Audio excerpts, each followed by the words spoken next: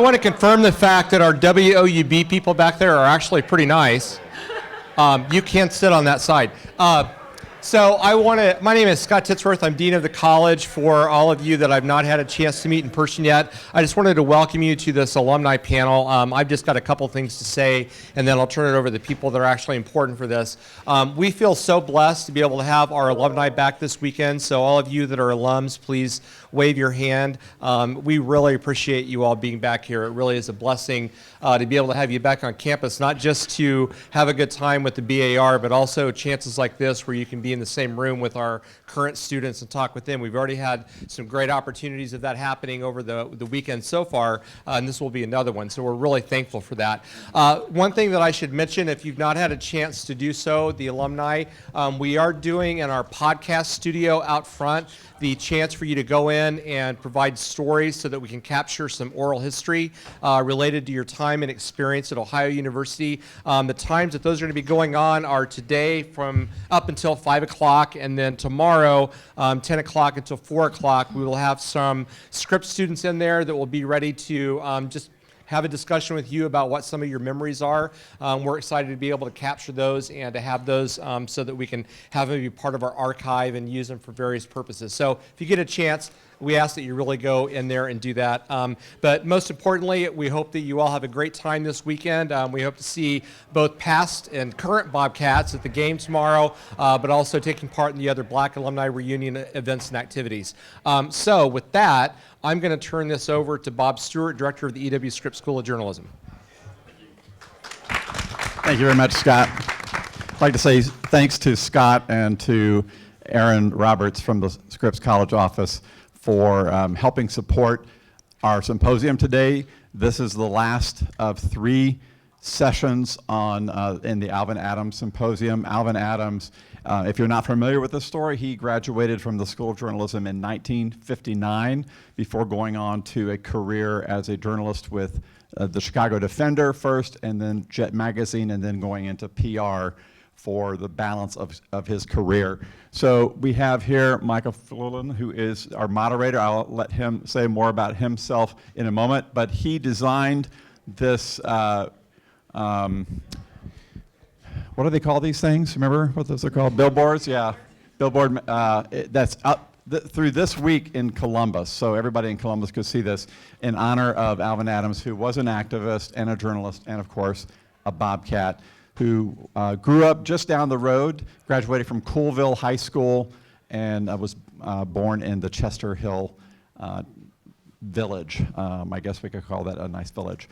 But what we wanted to do with this last session was to meet some of the sort of the legacy of Alvin Adams. He was not the school's first African-American graduate. We thought for many years that he was, but when I asked the alumni office to give me a list of all African-American alums, there were 3 African-Americans who graduated before Alvin Adams. The very first one was Kathleen Polk in 1948. Very interesting story. We don't know a lot about her. We've been trying to find more out about her. But the really great thing about Alvin Adams was the body of work that he left behind. In Jet Magazine specifically. So we are celebrating his career today. We had 2 sessions this morning. The first one with featuring his family, and that has been recorded and will be available online. So if you weren't able to be here in the first session, you can watch that at your convenience. And then we had another session on how would you take a story like Alvin Adams' story and turn it into something for the big screen. And now we're going to be inspired. The next generation of Bobcats would be inspired by these folks who are going to be sharing their stories. And to introduce them, I'm going to turn it over to Micah. But before I do, there is a hashtag. If you want to tweet, it is hashtag Alvin Adams. Alvin Adams. All right, Micah. Hello. Hi. That is me right there. Pretty impressive. So my name is Micah Fluellen. I am a multimedia design major specializing in journalism. I've been a part of ACRN, WOUB, SASP, Hip Hop Congress, and I freelance for a whole bunch of student organizations. I've worked as a creative design intern for a nonprofit youth health advocacy program in DC and as a content promotions intern for C-SPAN. I'd like to thank the Scripps College of Communication, the Ohio University Black Alumni Association, and the Adams family for today. I thought we could start off by having each of our panelists introduce themselves, let us know who you are, what you studied at Ohio University, and what you're currently doing with your career.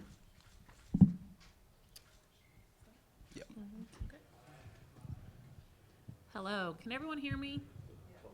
Closer? I'm gonna have to take it. How's that? Is that better? Okay, I'll just hold it. I'm Janelle Coleman. I am originally from Cleveland, Ohio. I live in Columbus right now. I majored in broadcast journalism, and I'm currently the Executive Vice President of External Affairs for Columbus Zoo and Aquarium.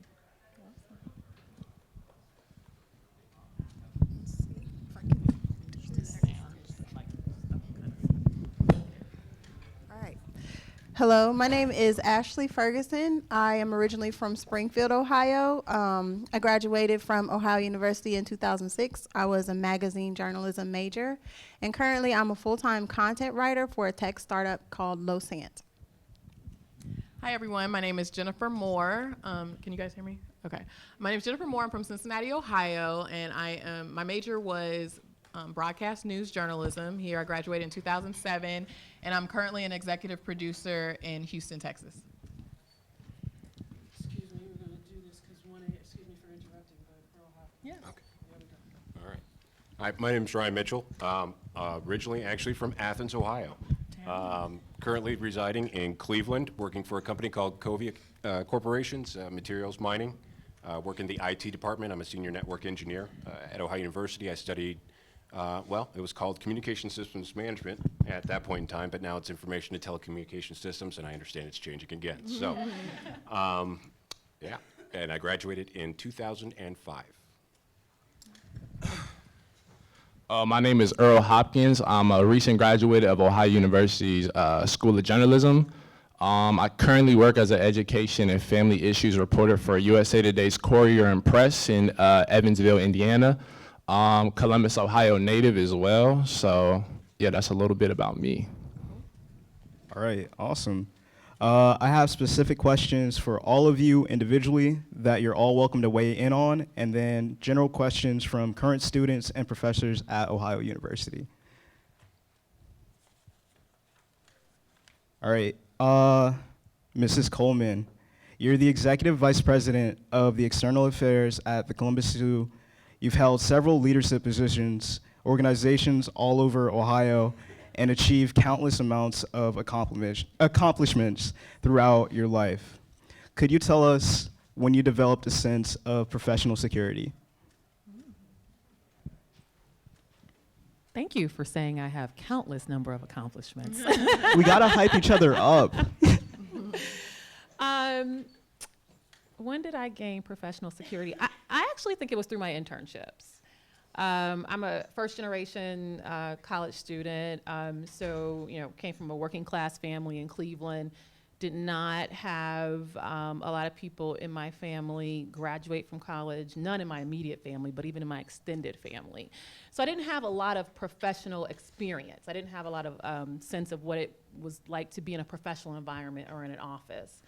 So I believe I gained that through my internships. I'm a big believer of internships. It teaches you what you want to do, and it also teaches you what you don't want to do.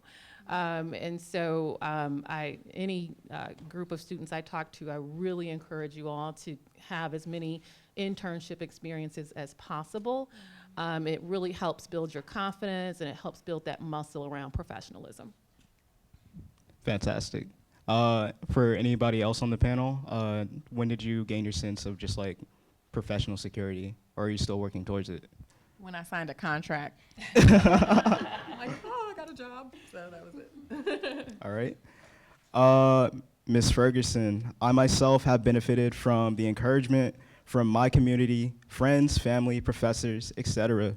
Could you tell us your personal experience with positive affirmations, how they've affected your life, the benefits of them, and the ways we can encourage others. Sure. So let me, I guess, start by saying, following college, I went to New York to do magazine journalism internships. And in 2006, I think that was when the market kind of crashed. It was pretty difficult to get a job in magazine journalism around that time. So I came back home to Ohio from New York, and I felt kind of in despair, you know, that I wasn't working in my field, working in a magazine where I wanted to be. But what ended up happening is that I found a trade magazine position in Cincinnati, Ohio. And I think that during that time in my life, I just had to really affirm and encourage myself, really stand on my foundation of my great journalism education. Because without, I guess, believing in myself, I wouldn't have gotten anywhere. And moving, I guess, on from that, I have a daughter who is 12 now. And I forgot to mention that I'm an author, and the first book that I wrote is actually for her. It's called Girl, You Are Magic. It was written to inspire her and affirm her, and has done well amongst, I guess, my internal community. I have more than 500 copies sold. So I think that goes to support the power, the understanding that positive words are very impactful, and if you can believe in yourself, you're halfway there. How can we as students encourage each other in school? Is that for me too? It's for the panel. I would just say, take pride in your work, recognize your gifts, acknowledge where you can grow, and support each other.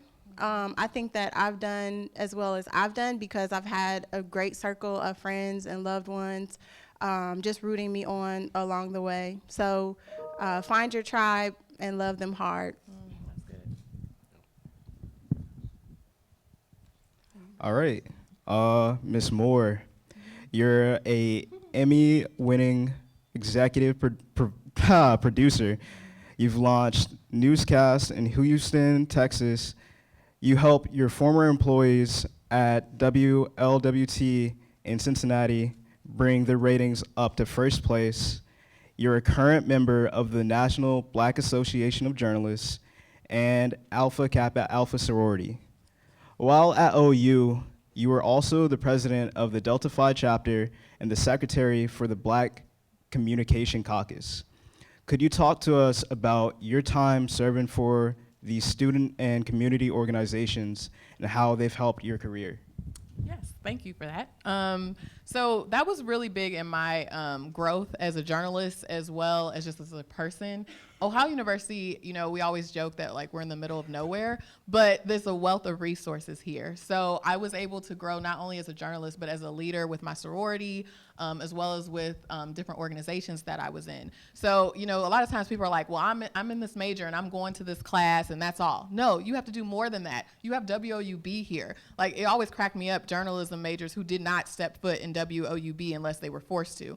And it's like, it's a wealth of a place to be. That's where I really learned how to work in a newsroom. That's how I really learned how to like cry when I didn't get a story that would turn. And it's like, I was able to deal with those emotions and really, you know, do with that. I was able to be like a one-man band in the middle of nowhere in communities that I didn't even realize existed off of this campus because I work there. So it's like, you have to take advantage of what's right in front of you. And, you know, maybe one thing isn't your thing, but something else isn't. And to go off of the supporting your classmates and stuff, that's hard. You know, sometimes when you're grinding and you're like, I'm sweating, I could be at this party, I could be at this event, but you got to think about your future and cheer on your friend who is struggling with that, which was great to have friends who worked in the J school. And even to this day, no matter where I am in the country, when I meet people who are from Ohio University, who went through the J school, who understand WOUB, it's an immediate connection. It doesn't matter if they graduated in the 70s, if they graduated yesterday,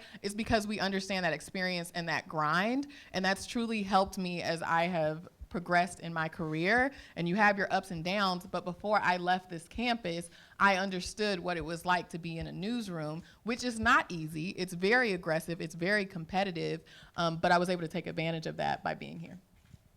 Amazing. Mr. Mitchell, looking forward, rather than being overly focused on the past, could you expand upon the benefits of adaptability?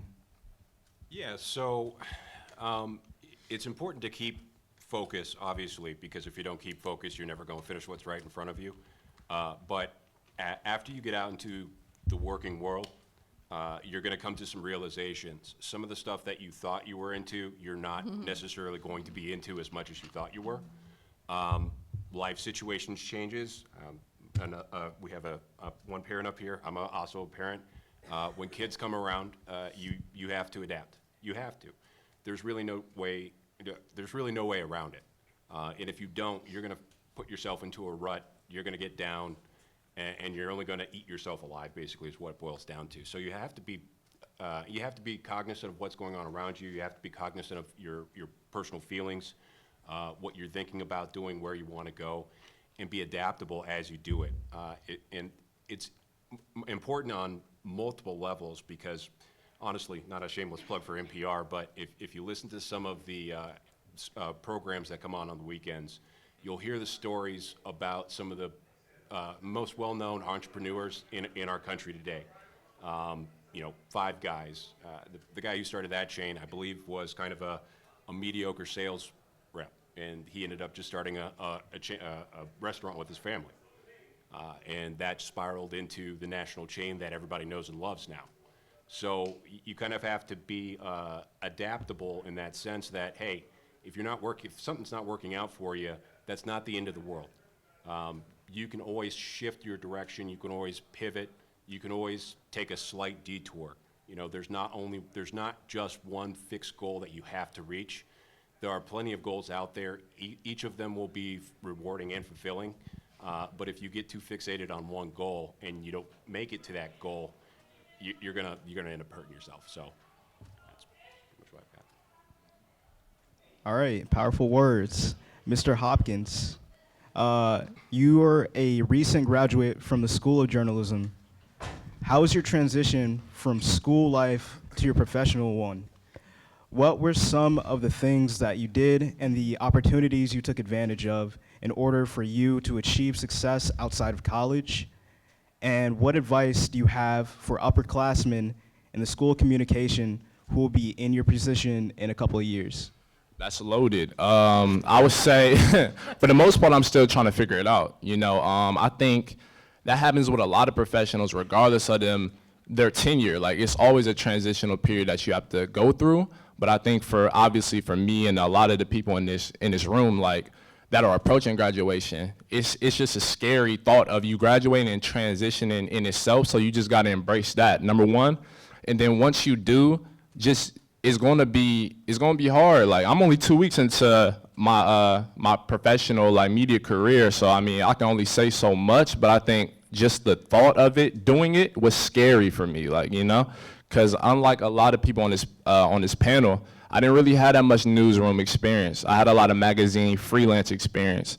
So being in the newsroom full time, again, it was scary, but you just got to go into it knowing that you're far behind, like years behind, So use it as a learning opportunity and use the resources that you have at your disposal, whether it be your news director, your deputy editor, whoever it is. Just take it all in and really try to apply everything you learn day by day. It's steps to it. So, just embrace the struggle and the process itself. And can I piggyback on that? It's really important to use your network. So you have alums who are out in the business world, in the communications world, and they have gone before you. They are more than willing to share their experiences with you. You also have your professors and your team here at Ohio University. Once I left OU, I was still in contact with people at OU. My former deans, former professors, and alums, because you don't know what you don't know. And so sometimes you need people who have gone before you to bounce things off of and say, hey, am I crazy, or is this really happening, right? Or should I approach this situation in this particular way? And they are more than happy to share their experiences with you.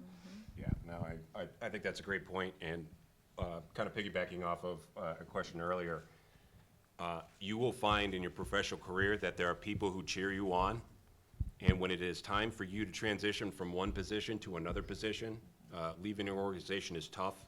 It's a difficult choice. Whether you make that choice or somebody makes that choice for you, it will be difficult. Find the people who have cheered you on at your current position and in previous positions and leverage them. They will help you make the transition to your next opportunity, to your next job. They are going to be crucial for you in the future. Thank you. All right, I have some general questions from students and professors, and then I'll open up to the whole audience to just ask the panel. So the first question is, what are ways that we can take these skills that we're learning in our classes and use them to become hireable while we're in school and after graduation? I know for me, digital is everything, right? Even though television is the breadwinner, digital is what everyone's trying to figure out. I don't care how smart you are, no one knows how to figure it out. So we're looking to the younger people who you grew up on your cell phones, you know about apps, you know about coding. We're looking to you to tell us, how do we reach the viewer? How do we sell our product to the viewer in a way that your generation can relate to? So I would say marketing yourself is one, obviously learning the basics of good journalism, because everybody's a journalist, they claim nowadays, and they don't know basic journalism. So honing that in, but then also using your entrepreneurial skills and that digital focus that you already innately have to come up with new concepts that could totally change around the industry and could totally change around your newsroom. A lot of times people walk into newsrooms and they're young and they're like, I'm the young person, I'm just supposed to be quiet. No, they're thirsting for you to step up and say, hey, everybody's doing this on Snapchat. Maybe we could create news in a Snapchat format, and then we put it on in commercial breaks, which we're doing at one of our stations. So it's like thinking like that and marketing yourself and utilizing what you do every day and enjoy and seeing how that could maybe change the industry, I think is one way that people forget about. I would say don't wait for anybody to tell you how to do something or that you can do something. So I took a break from journalism and went into marketing for a while, and then discovered that wasn't really what I wanted to do. It was like a project management role. I wanted to get back to writing. So what I did, I started a company, I started an LLC, I started doing manuscript reviews for people, I started writing content for websites because I wanted to write, and I had to build up a portfolio. Nobody was gonna hire me unless I had shown them that I'd written for other people. So don't wait, you don't even have to wait until you leave college to start freelancing, start writing, to start showing off your skills. You can do video, you can do really anything you wanna do, build up a portfolio. I mean, people are on YouTube making millions right now. So don't wait until somebody gives you permission to do something with your talents and your abilities. Similar question to that. What are some key subjects, given our current economic and professional climate, that would be good for us to specialize in? What are some skills we need to have in order to be successful? Technology. That's it. I mean, that's going to drive our economy for the far foreseeable future. And the reason I can comfortably say that, consulting for as many years as I did, I've been in and out of a lot of companies that do a lot of different things. Healthcare, manufacturing, you name it, I've probably worked in it on some level. And one unequivocal truth is that a lot of companies are still struggling to incorporate technology effectively and appropriately to help generate revenue, to help make their workers more efficient. They just don't understand it. A lot of times what ends up happening is they just want, hey, I think I'm gonna go out and get some wireless access points because everybody wants Wi-Fi. That's great, but there's no business plan around it. And that's one thing I'm a big advocate of, is understand the technology that is driving your industry, understand the technology that is at the forefront of what you plan on doing. If you can keep up to date on that, you will be hireable, you will be desirable. If you don't keep up on those things, you will fall by the wayside fairly quickly, and a lot of jobs these days are getting automated. A lot of jobs these days are going to get lost to AI, and that includes the white-collar jobs that we are looking at and talking about today. We're not just talking about blue-collar jobs going out the window. So make sure you're cognizant of that. Stay at the forefront of your industry by staying up on the technology industry. And I would say intergenerational communication. I'm a Gen Xer. I graduated from here in 1995. And so it's an interesting mix. I've been in my current role for about 5 weeks, but my previous role at L Brands, I was there for almost 13 years. And so you have 22, 23, 24-year-olds working on teams or reporting to people who are 60 and who are 65. They communicate very differently. And there is an inherent friction in that, right? Because they know how they communicate, you know how you communicate, and you got to meet somewhere in the middle to get what you need to get done. And so I would just advise you all to be curious and understand how others communicate, because everyone doesn't communicate in the same way. And I've seen teams who supposedly are high-performing teams get stalled out because they can't communicate with one another. They can't work as a team. So I really encourage you to think about not only how you communicate, but how other generations communicate as well. That's good. All right. So how do we prepare to work in a field that is dominated by people who don't look like us?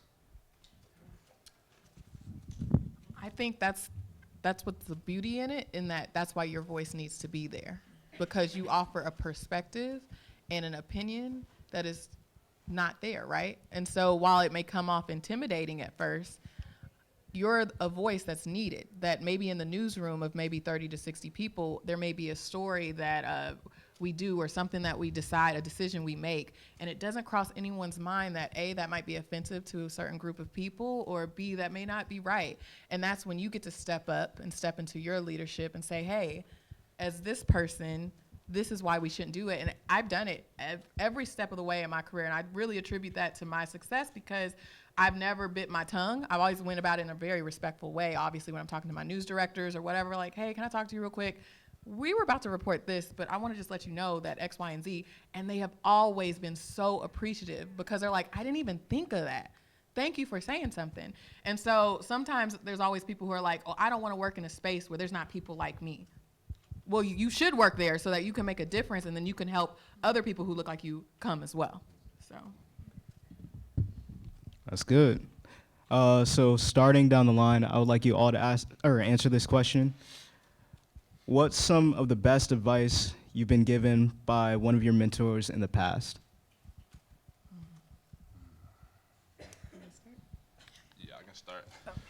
I'm not sure my mentor is actually present in the room. I was hoping he would be, but Justice Hill told me one time that like in this new age, like for us multimedia like creatives, like it's important that we have a variety of skills in our toolbox, you know what I mean? But he always told me, yeah, you should reach out and do photography, videography, and like graphic design and other things like that to like kind of widen your perspective and scope.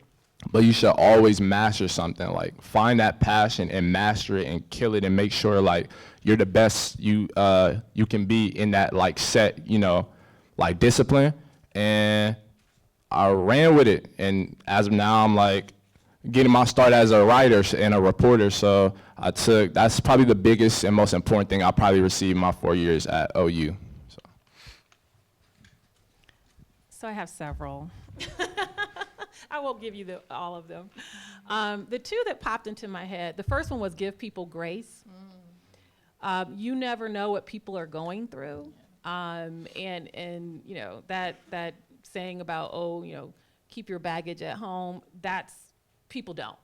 You take your baggage wherever you go. And so in any situation that I'm in, I try to step back, especially if it's a tense situation. or a confrontational situation, I try to step back and say, okay, what's really going on here? And so I try to give people grace because maybe that person is having a bad day. Because I certainly know I have bad days. I try not to let my bad days impact my mood or project that onto other people, but you know, we all have bad days. So that's number one. Number two, you can learn something from anyone, from the person cleaning the floor up to the CEO. But you have to be curious and you have to want to know about that person and that person's story. But you can learn something from anyone. I think the best advice that I've been given is to just rewrite and rewrite and rewrite again. I think that, at least for me, and maybe for a lot of us, when I came out of high school, I was like, you know, at the top of my class, and I thought everything that I wrote was like amazing. And then I came here and just had to rewrite and rewrite and rewrite. And it just made my work better. Even in the profession that I'm in now, in my job now, I'm allowed to have a terrible first draft. And I'm so thankful that I can, because then I get contributions from my subject matter experts who know way more than I do, especially about technology. And then my draft becomes better and better and better until it's, you know, something that gets 800 clicks, you know, or whatever it gets. So I would just say be humble and rewrite, rewrite, rewrite. I guess I would say one advice I got from a former GM is you got to put the cards face up.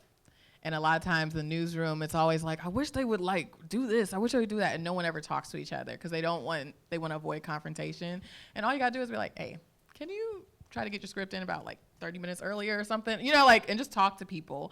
And it makes life easier for you at work, and you get to do what you need to do. The other thing is also, the reason I picked journalism is because your path can be whatever you want it to be. Everybody needs a good writer, whether you go into corporate, whether you go into news, and being open to what opportunities are out there. I wanted, like most people who go to J school, I was gonna be the next Barbara Walters or Oprah, duh. But I was like, you know what, I really like to write. I like that producing class I took with Mary Roget. So I think I wanna do that, and I can get in a bigger market instead of Timbuktu when I graduate. So I went that route, but it helped me to get into management, which I didn't even think about. So just be open to what could happen. Because nowadays, the traditional roles of like producer, reporter, those are kind of going out the door. They need someone who just knows everything. So. I think a couple things. If you know something, say something. You're going to be limited in your opportunities to tell people what you know. That's not just your story, but that is your knowledge base. And if you don't take those opportunities, they will pass you by. The other thing I would say would be, don't be afraid to say, I don't know.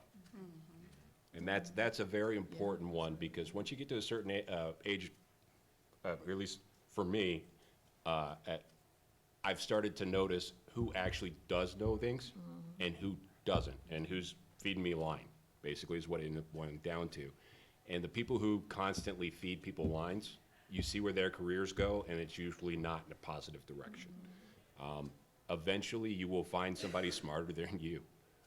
Don't try to play the game. Admit when you don't know, but back to what was mentioned earlier, be hungry. If you don't know, try to find out. Try to learn about it. Even if you're not going to master it, at least get the basics down so that the next time the topic comes up, you do know. All right. Mrs. Coleman, earlier you mentioned intergenerational communication. How important has networking affected your career?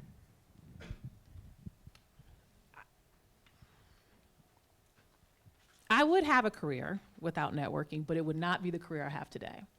The path I took is untraditional. I said I majored in broadcast journalism. I discovered public relations through an internship. I had no intention on going into PR. But public relations is about relationships. I ran a foundation and a corporate citizenship department. It was about relationships.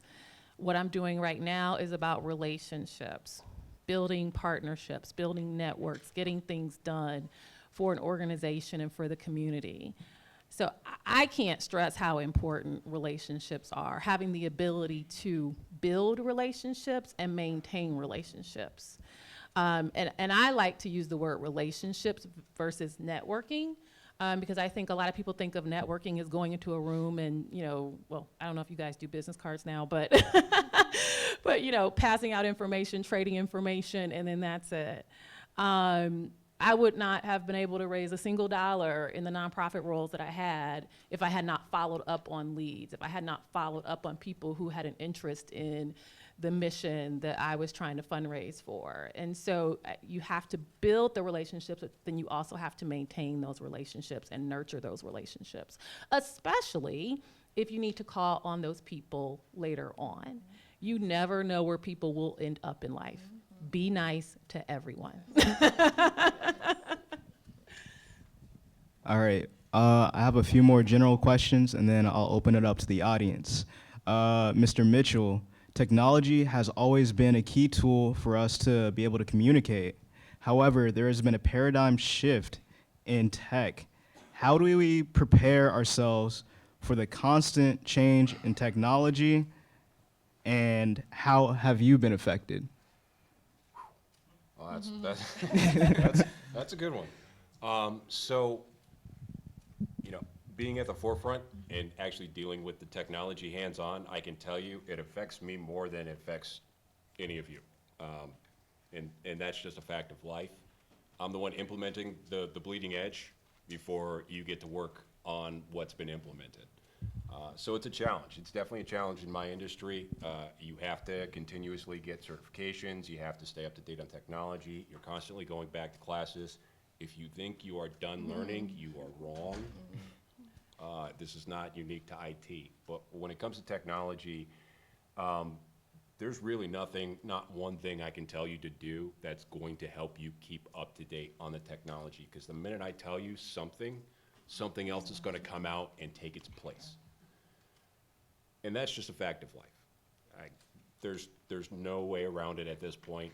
It's something I've come to realize and just kind of deal with. The one thing I would say is it's important to understand how the technology is being integrated into what you do, and to make sure that what you do is both ethical and makes practical sense. We always joke about pounding a square peg into a round hole. But that is often what happens with technology these days, and people forget about the basics behind them. Instant messenger, Facebook, stuff like that is probably the biggest example. Interpersonal communication skills have diminished greatly since a lot of those programs have come out. And as mentioned before, intergenerational communication is key, because most of you will still have one of those, somebody from a previous generation that you are working for. You're probably not going to be working for another millennial or whatever the next generation is after that, right? So you need to understand how to talk to people, and if you start to use the technology too much, you'll lose sight of that. Thank you. Could any of you tell us any professional organizations that have contributed to your success, and any that we should join or be looking out for outside of college? There's a lot. I know for me, it was National Association of Black Journalists. When I was here, and I don't know if it's still called Black Student Communication Caucus, but that's what it was called here when I was here. And that just really, and that's when I went to my first NABJ conference. And it's just refreshing to hear from people who look like you, who've been in the business, who are able to become your mentors and things like that. But other organizations that are just as beneficial, but I haven't necessarily been an active member, RTNDA, SPJ, Society of Professional Journalists. Let's see, there's several. And then even looking in the Poynter Institute, I went there and studied there for a company I worked with. They have a lot of resources online, wealth of knowledge. As the industry changes, they're keeping up and constantly updating you about how should you report on suicides, how should we report with mass shootings and things like that. So the one that really changed my life, be flat out, was Student Senate. and I know a lot of people might snicker in here, but when you actually, I know you are, former president here. If you really want to get into the woodwork of what it means to run a university, if you really want to branch out of your lane when it comes to your major and the professional organizations and student groups associated with your major, one of the best ways to do that is to be involved in Student Senate. I got to sit in on meetings with countless student organizations outside of just, my information and telecommunication systems group, right? I got to sit with journalism majors. I got to sit with VisCom. I got to sit with political communications. All the different groups, I got to talk to them. I got to work with them. It gave me a breadth of information that I could then say, okay, well, this is cool, I want to look into this, or this is cool, I want to look into this. And that helped me a lot when I ended up being in a consulting role, because I wasn't that tech guy who didn't know anything about anything else. And you run into that a lot with technology folks, right? They get so fixated on the technology, they forget about the rest of the world around them. And they don't know how to integrate what it is you do with what they do, right? So that's definitely an organization that's always worth looking into and taking part in. You can make a difference even if a lot of you don't realize it. And I can say that firsthand because it was right around my year when the new Baker Center was finalized, and that was a Student Senate initiative.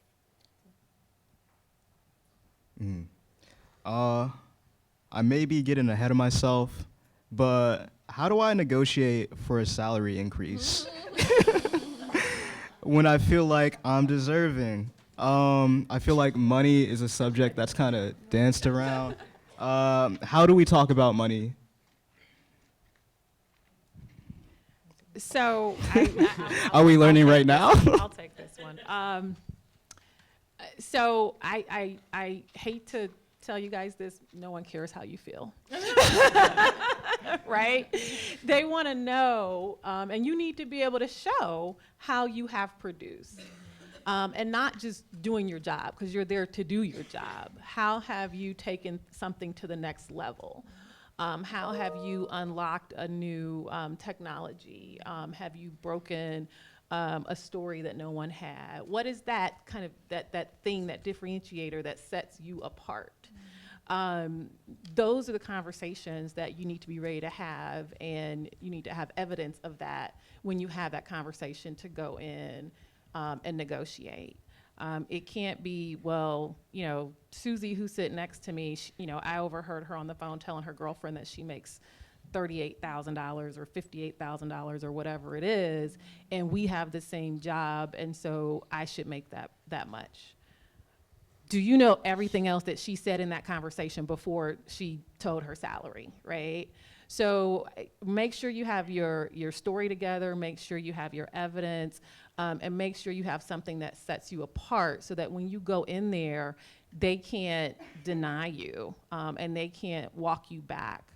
Because believe me, the goal of a for-profit company is for-profit, to keep as much money for their shareholders as possible. I'm speaking from a corporate standpoint because that's where I was.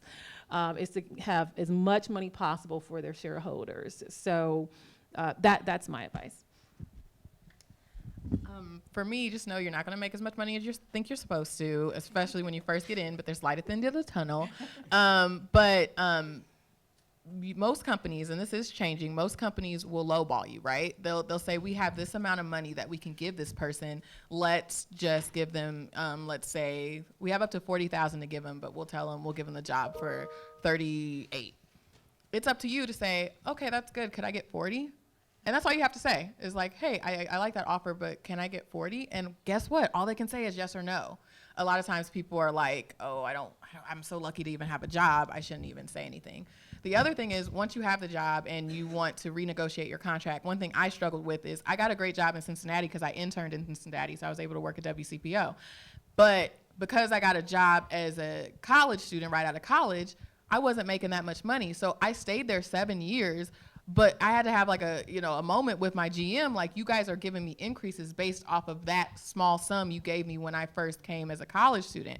And so he threw me a whole bunch more money, but by then I was over it. But he threw me a whole bunch more money, but it was like, I wish I would have said something sooner. So one of the things you can say is, you can say that, like, hey, look, I've given you results. I've been able to work my way up to produce the 5 p.m., but you guys hired me not from another station, you hired me from college, so can you pay me like you might have hired someone, with this new contract? And then you can also say, if they say, you know what, we gave you as much as we have in our budget, we don't have any more, can you guys sponsor me to go to this conference for those organizations I just mentioned? Can you pay for me to go to that conference? I want more training. Can you pay for me to go to Pointer? And think of different ways. Or can you give me more vacation time? Can you give me more PTO? So there's usually ways to get around it, but I will be honest with you, some other companies now are not playing that game anymore because people like me have told everybody about it. So they already know. So they're like, look, dude, if we tell you we're giving you this amount of money, this is how much we're giving you. And one thing that is changing, I don't know how many people in here want to be producers.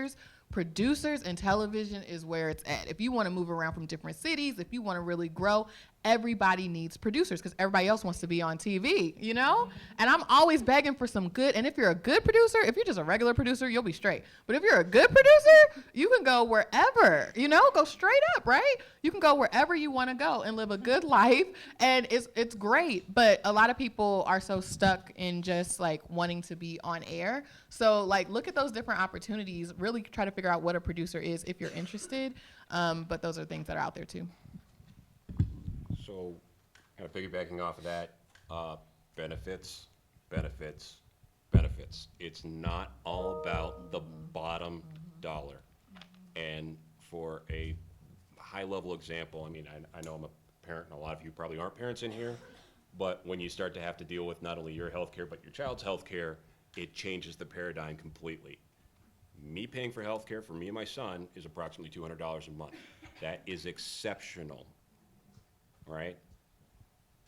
Higher education institution, his mom was over $400 a month. All right? That's $200 a month out of your pocket. All right? You can do the math. That's $24,000 or what? $2,400 a year. Right? So there's $2,000, a solid $2,000 off that salary that you thought you were getting. That's just gone. Right? So don't get hyper focused on that money, that dollar sign, because that will fluctuate, that will change. You will eventually get more money.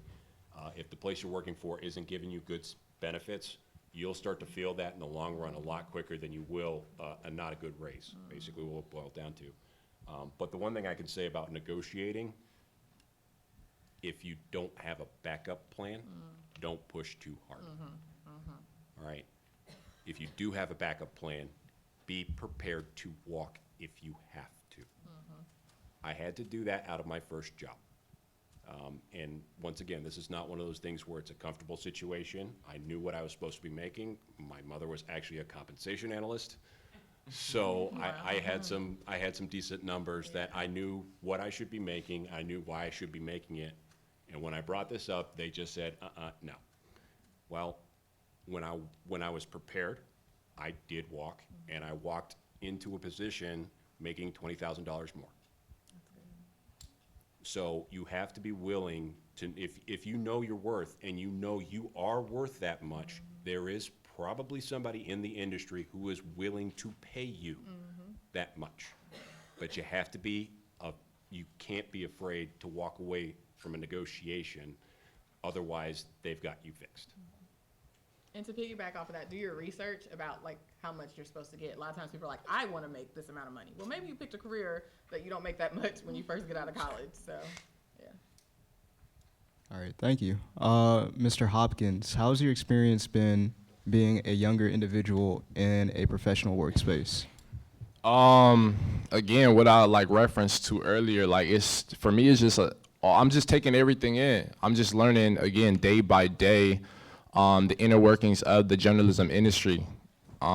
It's a big transition again, but again, if you're willing to put the work in, if you're genuinely passionate about the industry, it won't even feel like working. Like right now, I feel like I'm in like grade school again, like almost, because I'm starting from square one, and I'm getting like just taught everything even further than I had at OU. So. yeah, again, learning experience for me, but I'm enjoying it and I've embraced it, and it's been kind of seamless, even through the rough patches, but it's good, it's good. All right. This is the last question, and then I'll open up questions to the audience. What are some things to avoid in a professional environment, and what are some failures that you've learned from? So starting from Mrs. Coleman all the way down. Can you repeat the question? So what are some things to avoid in the professional environment, and what are some failures that you've learned from? Things to avoid. I mean, so I'm sure you guys have all heard about proper use of social media. It's real. People look you up on social media when they're thinking about hiring you. It's the norm, at least in the corporate sector. So whatever is out on social media, and even if you yourself, if you're not an avid social media user, but your friends are, you need to monitor where you're showing up, how you're showing up on your friends' pages.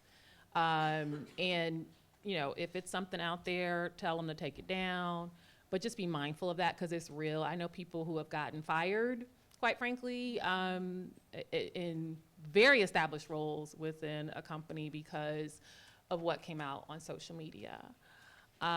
Also, if you're pissed off at your employer, don't put it on social media. Because I know people who have gotten fired for that too.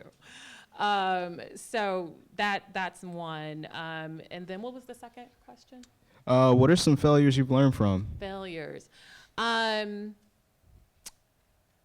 stayed in a role way too long. I should have left. I was losing sleep, my hair was falling out. It wasn't worth it, and I stayed too long. And it was one of those things where I let my pride get in the way, and I was kind of like, you know, I'm gonna show them, they're not going to, you know, make me feel this way. I know what I'm doing, I'm a professional. And the reality is the culture was just bad. It was rotten to the core. Culture eats strategy for lunch. And you guys will hear that probably over and over again. If you get into a situation where the culture itself is bad and the leadership is not willing to do anything to change the culture, it's time to go. That's good. I already forgot. I ask long questions. It's okay. What are some things to avoid in a professional environment, and what are some failures that you've learned from? I think that some things to avoid would be talking bad about other people. So I worked for a family-owned company before I worked for the company that I work for now. And one of the things that the HR professionals told me, they said, everybody here is somebody's cousin or wife or husband or sister. They were like, don't talk bad about anybody, not even the lunch ladies. And I was like, got you. I mean, I wouldn't do that anyway, but you just never know who's listening to what you are saying. And I mean, you don't want to be called out as like a cancer to the organization because you have a negative attitude and you want to share your negative opinion about whatever. So I would just say, keep it to yourself or vent to your mom or your friend or something. Don't talk bad about people at work. And then the second thing, failures. Yes, I remember. Failures that I have learned from. So that same family-owned company had a startup division, and so I moved over to work as a content writer on a startup division at that company. And what I realized very early on was that there was no strategy for marketing at all. So while I knew this and I wanted to say something about it, like, we don't have a strategy, we can't really move forward. You know, like, it's difficult to know what I'm going to write about in terms of content. How are we going to market? You know, who is our audience? Nobody had the answers to any of my questions. And so it wasn't even 6 months that startup division tanked. And so I think that I learned from that is to speak up, like, even on a small team, even on teams that seem overwhelming or have different, you know, generations, people who don't really want to listen to you, you should still speak up and say, this is wrong. I know this is wrong. We should do this differently. We can do this better. Find your voice and speak up. Thank you. Just to piggyback off of what she said, avoid gossip in the newsroom, but it's a weird thing because you can't just not talk to anybody, right? So you have to avoid gossip because anybody who talks, it's just like in school, but it's so worse in the newsroom. You don't even understand. The gossip is on another level.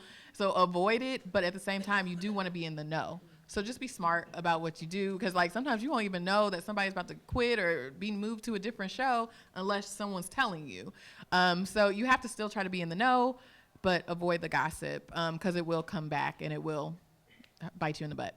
My failures, owning your mistakes. I had a big failure and it was because of Ohio University because it was around a time when all these protests were going on with political stuff and Trump and stuff. And I saw there was a big one at OU. I saw it on social media. There was a picture. So I put it on air.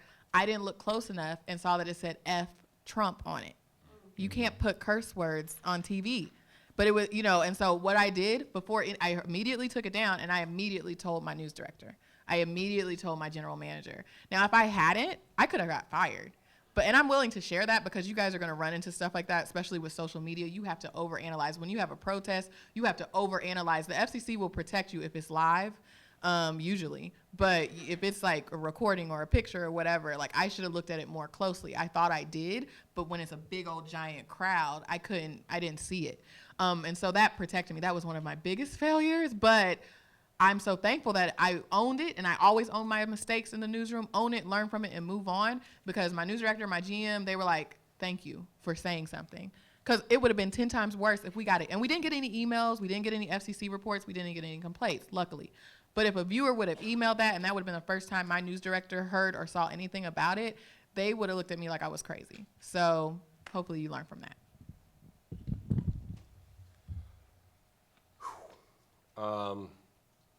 Besides what has already been mentioned, I think one of the things that's important to understand is how to blend in and how to stand out, and which one is appropriate depending on the situation, all right?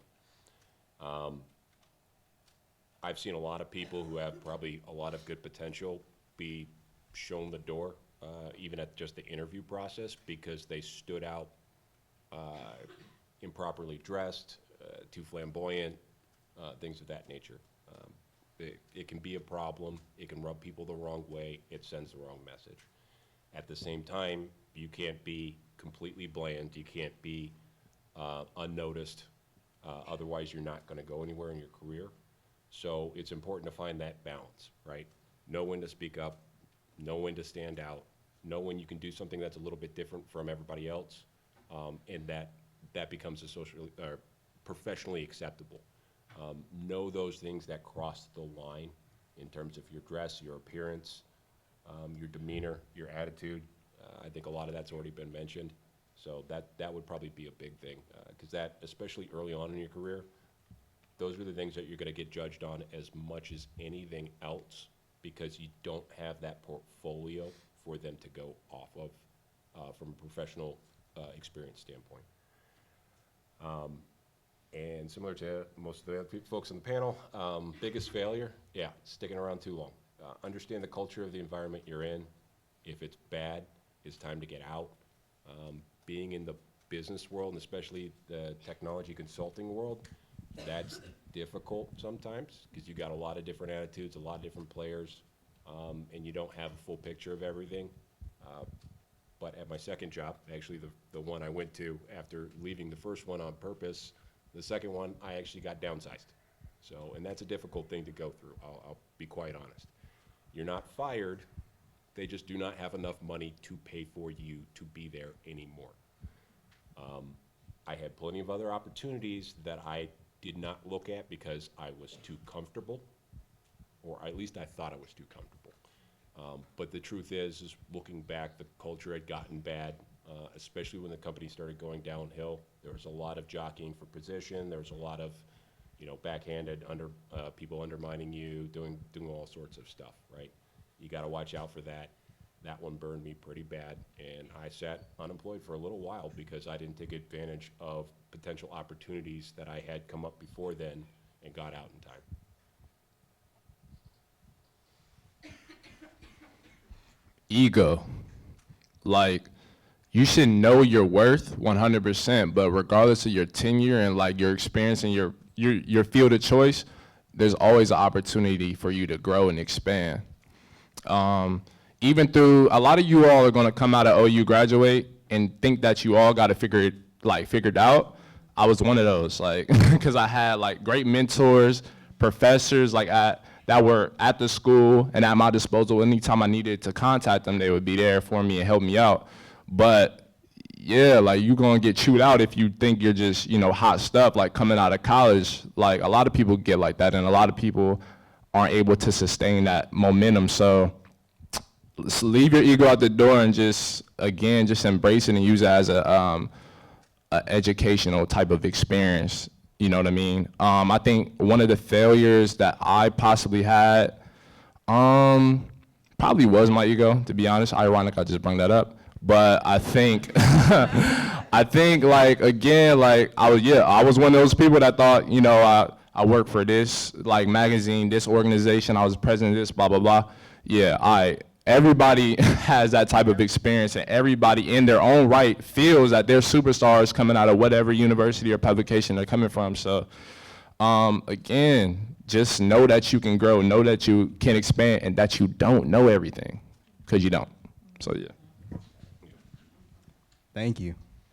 All right, open up questions to the audience.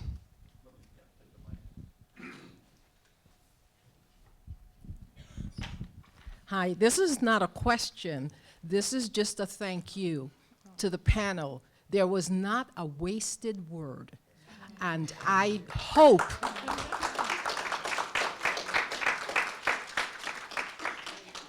that the young people in the room were paying as rapt attention as I was, because there was a lot there that you could take with you as you start your careers. And thanks to everybody who did this today. It's been a wonderful day. Thank you as well. Any other questions?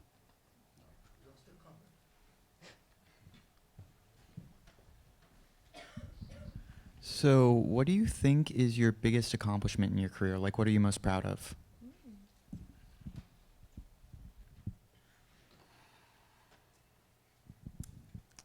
So there's two. I think the reputation that I have as a leader, that means a lot to me. How I treat people, how people view me, how my community views me.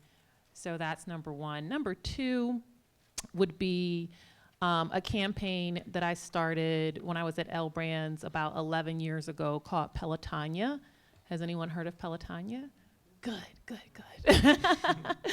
So we took on Pelotanya a year as a company at L Brands, a year after it started. My boss came to me and said, hey, we have a new campaign. Our CEO really wants us to get involved. And I said, okay, what is it? He said, it's a bike ride to raise money for cancer at the James Cancer Hospital. And I said, okay. I said, well, and he's like, we just need to get a few riders together, raise some money. I said, okay, I got that. I can do that. So I enlisted the CFO of our company, who's an avid cyclist, and we got together and we built this campaign. The first year, we had about 11 riders, and we raised $22,000, and we were really proud of ourselves. We were like, this is great, our first year. And our CEO got wind of our results, and he wrote a note back and said, no, not good enough.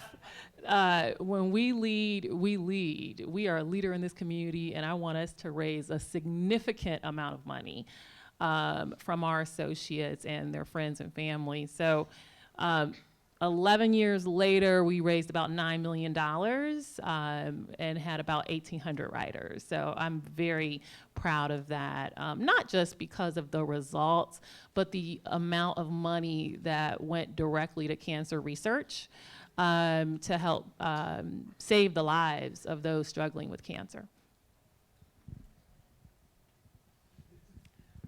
I guess for me, it was like a bucket list item that I really wasn't grinding for, but I got it. So when I won an Emmy for my breaking news coverage, it was just great. Who doesn't want to win an Emmy, okay? Right? So that was good. Thanks. Oh, I didn't have to do that.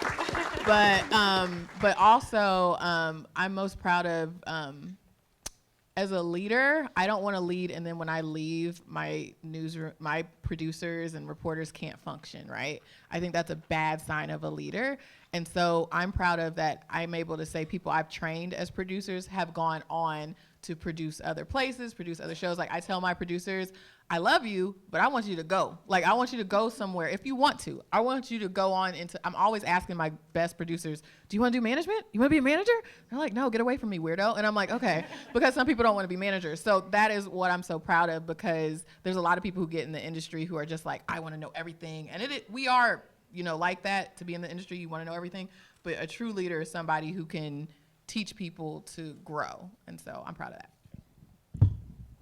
Yeah, actually, I think following along those lines, my greatest achievement,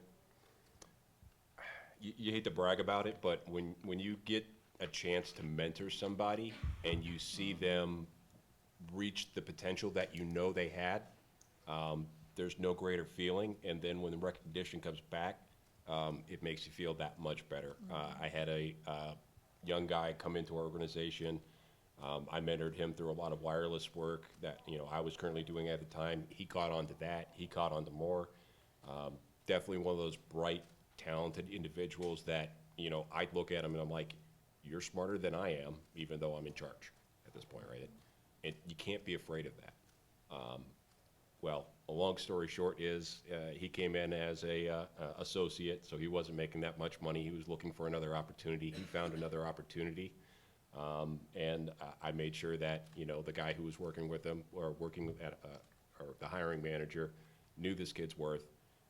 He got the job. He made a whole bunch more money. I was actually at his wedding, and I'm standing outside and his father walks up to me and thanks me personally because his son is now making more money than he's ever made in his life. Yeah, that was one of those moments where I was just like, okay, like it really doesn't matter, everything else just kind of flies away. That felt great. I'm not gonna lie, yeah. That's awesome.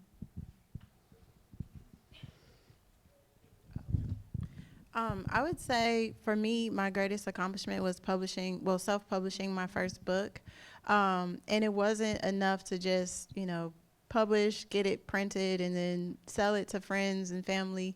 But I took the next step and I made sure that it got into one of our local bookstores. And I'll just never forget the day when I saw my picture and my book on their little upcoming events thing. It's just like a feeling that I can never replicate, until I get on the bestsellers list.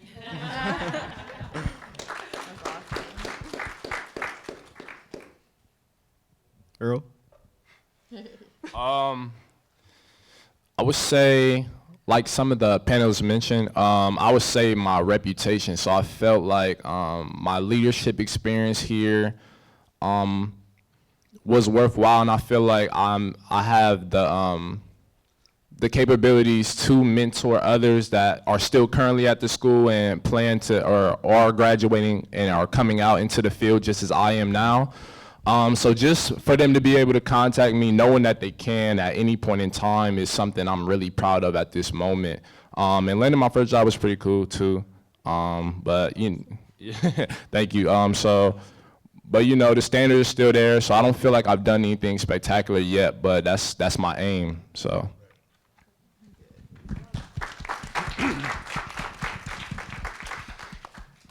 I'm interested in what brought you to Ohio University to study and what kept you here, because I'm sure it wasn't always easy. There might have been some challenges, and I'd be interested to know sort of what some of those were without going into, long stories. But I'm just kind of curious what that journey was like for you to get here and then stick it out. And did you stay in the same major the whole time, or did you pivot?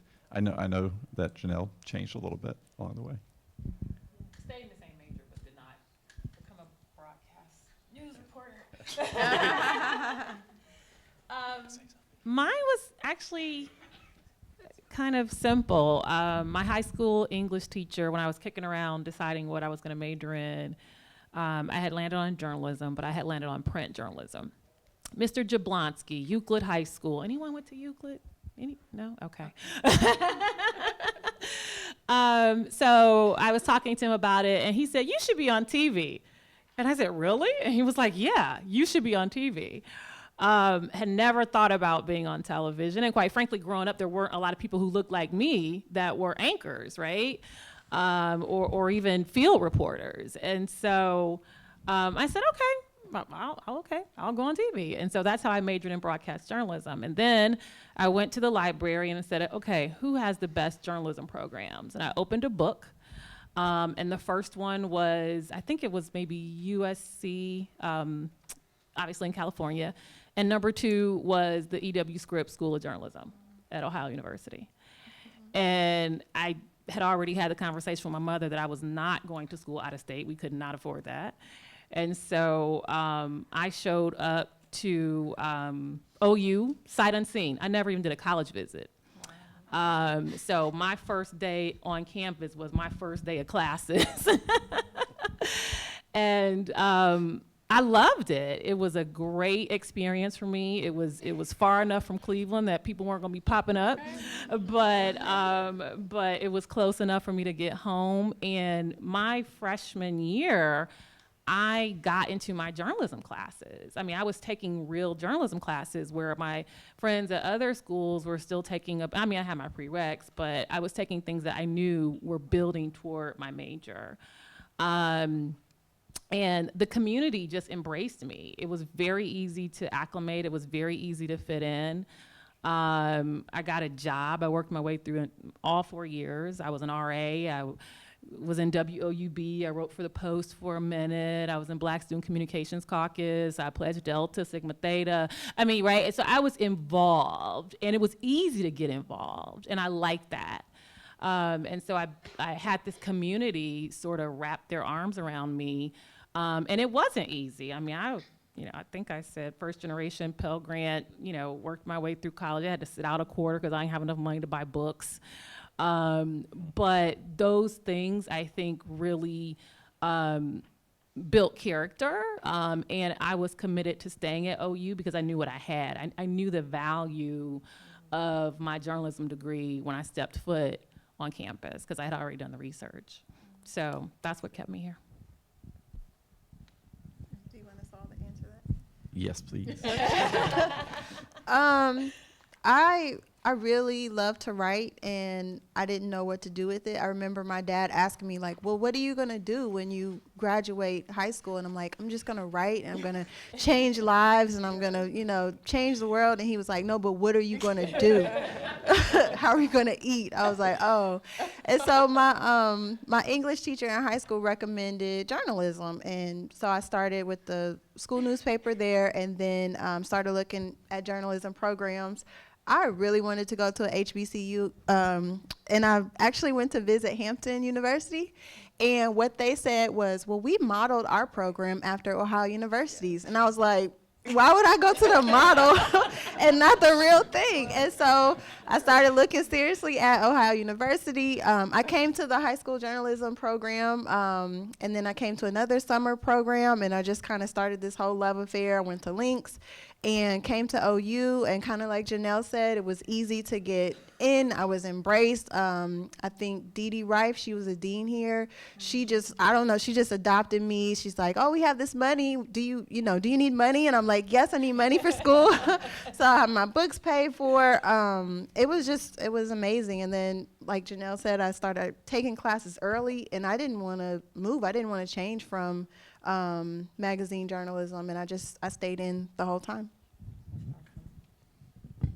So when I was in high school, I loved writing. I loved we had a Princeton instructional television program. I went to Princeton High School in Cincinnati, and I just loved everything journalism, right? And so I did my research, saw OU was like the top 5 best schools. I'm like, cool. But I didn't want to stay in Ohio. My mom went here. She was a journalism major, and she did like radio and PR. I'm like, I'm not trying to go to her school. Like, I want to do my own thing. But it was like, come on, dummy. Like, it's right here. Like, it's the best school. And it's like you said, it's far away from Cincinnati where like no one's going to pop up. I can be my own like fake adult because I thought I was an adult here.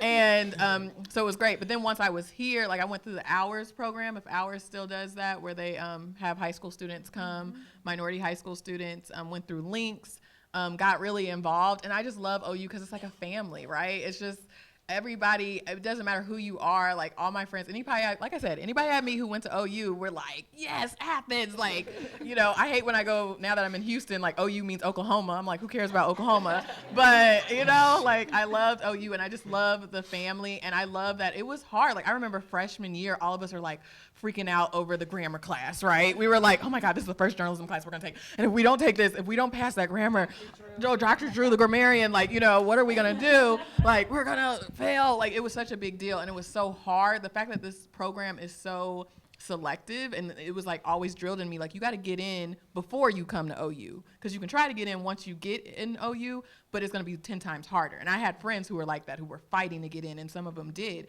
And so I just love that it was just so stellar and you had a hands-on experience, and I loved that the professors were so honest. Like I think Mary, you told us one time, you don't need a master's. Like if you get a master's, you're gonna, but I appreciate the realness, because it depends on what you want for the master's, right?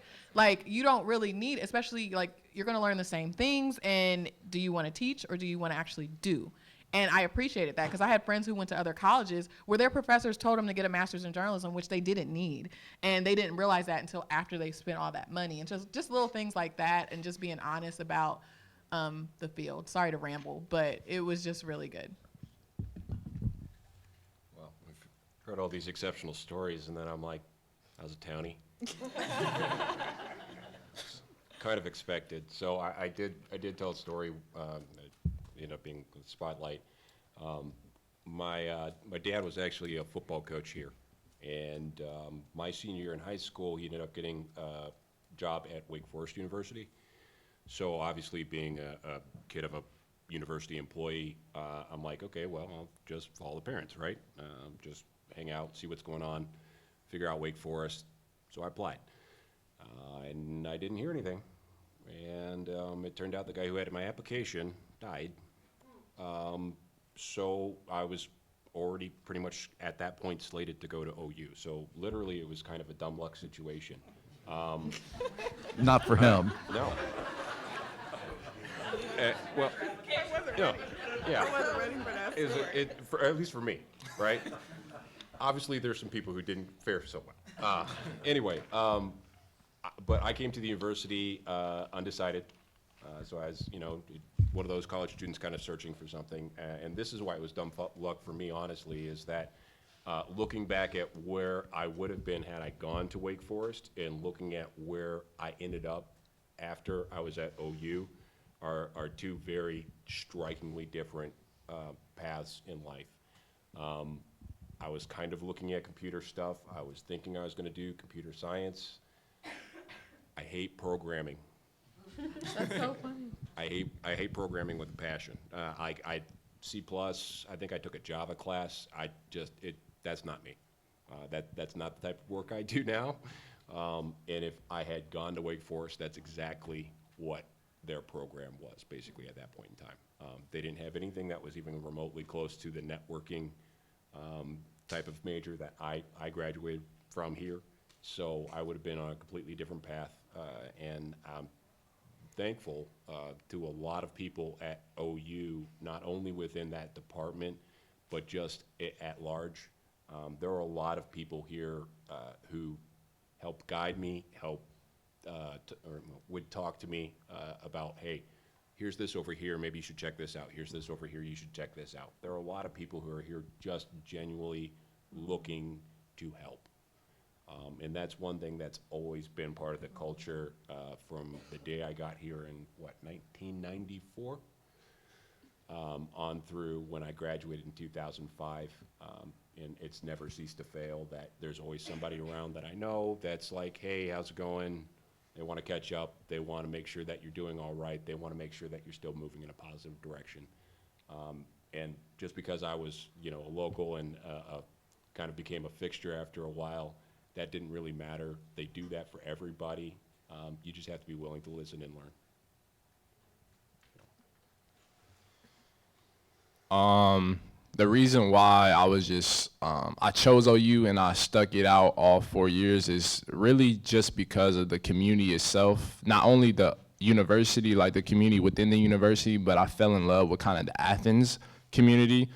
Being a part of that, different initiatives driven to help like the underprivileged here too. That was big for me. The campus itself is gorgeous, especially with their new renovations. I know some of y'all haven't been here for a while, but it's pretty tight. And just, I don't know, like the program itself definitely was the number one thing that drove me here, because I just knew I really wanted to be like the next Stephen A. Smith.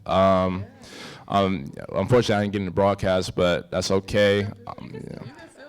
Hey, I'm gonna try. So, yeah, like all those things cultivated and really drove me to want to go here in the first place, and really made me want to not only attend and graduate, but be like a leader and like somebody that, again, other people can go to like anytime they were looking for, you know, quality programming, a story, you know, like anything. So that's why I chose OU, and I'm proud to be an alumnus from this university. So yeah.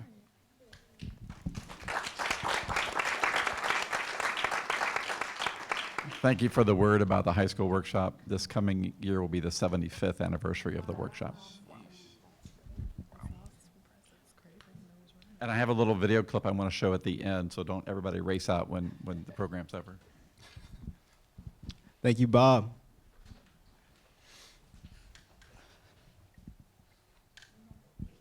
I'm gonna sit down. Welcome. Take a seat. So you guys all were pretty in a general consensus about the fact that you're continually learning and have been learning the entire time since you've graduated and even post that. So I just kind of wanted to ask, what was the last big idea that you feel like you really have tackled and finally come to terms with?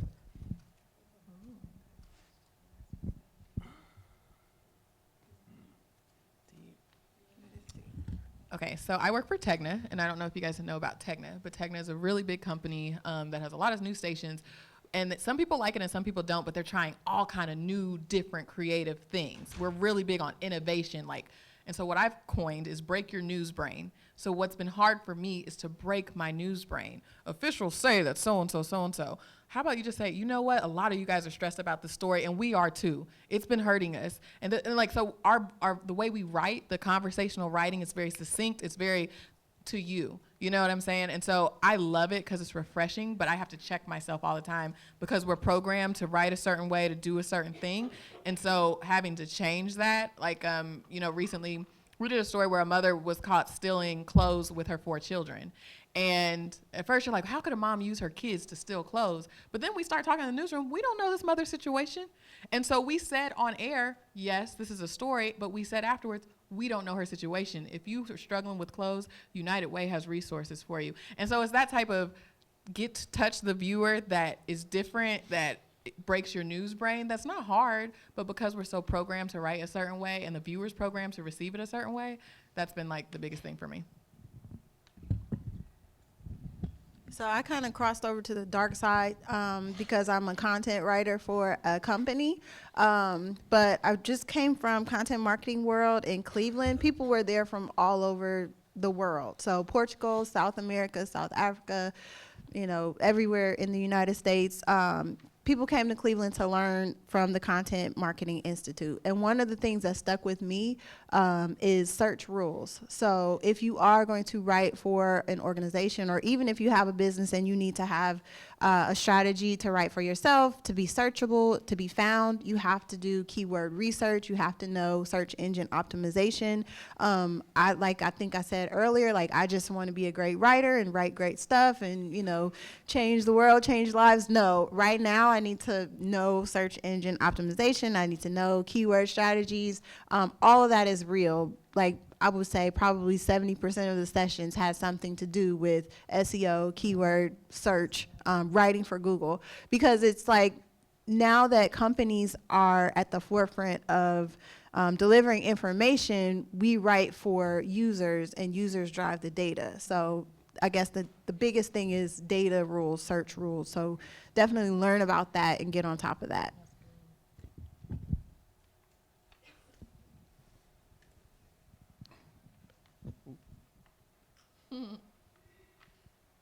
He's funny. He needs theme music. Come on down. Okay, So you mentioned before how important it is to network, and I'm not very good at that because I'm not good at talking to people. So how should you come off to like an alumni or someone in the industry that you want to network with? Like, how would you approach them? So you can just send them a note. I mean, seriously, I was joking to one of my friends recently. I think I mentioned I had a recent job transition after being at my company for 13 years. And I was amazed at how people would find me. People would call the general number. People would somehow find Instant Messenger and Facebook me. They Instagram me. They would find my email. If you want to get in contact with someone, you can. And 9 times out of 10, if spam doesn't catch it, they'll respond. I know I did. You know, when I worked for L Brands, this lady, she wanted some pink puppies from our pink brand for some fundraiser she was doing. And she inboxed me on Messenger on Facebook. And I was like, if she went through all that trouble, I'm going to send her some pink puppies, right? And so, you know, I know it sounds daunting, and from I did fundraising and still do fundraising to a certain extent for a long time. And so it sounds like you're making a cold call, right? Or you're reaching out to someone cold. You just be surprised at how people will respond. Obviously, you need to have something to say. You need to have a pointed question about why you're contacting them. But they'll respond. And then in rooms, you know, especially if you're shy, I always tell people, just try to pick out one person in the room, one person who you don't know, and say, I'm going to go talk to that person, right? And muster up all the courage you have to go up there and introduce yourself. It goes a long way. Most people, especially when you're in a reception or some type of social atmosphere, they're there to talk, right? They're not there to just don't talk to me. So definitely think about it from that way. It can be daunting, especially if you're in a big room where it's a lot of people you don't know, but just say to yourself, okay, it's one person in here that I want to meet. And try to find out who is there beforehand. Right, so you're not showing up without a plan. So go, look at the list. You kind of probably saw who was going to be on this panel. All right, before Ashley leaves, I'm going to go up to her and introduce myself and say hello and let her know what I'm majoring in and what I'm interested in. And then that way you're sort of prepared and you have some questions in your head already when you get into the room. I would just say most people want to talk about themselves. Let's be real. Like, if I'm like, tell me about your life, you would usually talk about it. So, like she said, know who they are, know what they do, and maybe approach them and say, hey, I love that you did X, Y, and Z. I really respect what you do. Do you have some quick advice for someone like me who's in college and wants to get to where you are? People would eat that up, and they would not be like, please don't talk to me. You know what I mean? They're going to talk to you.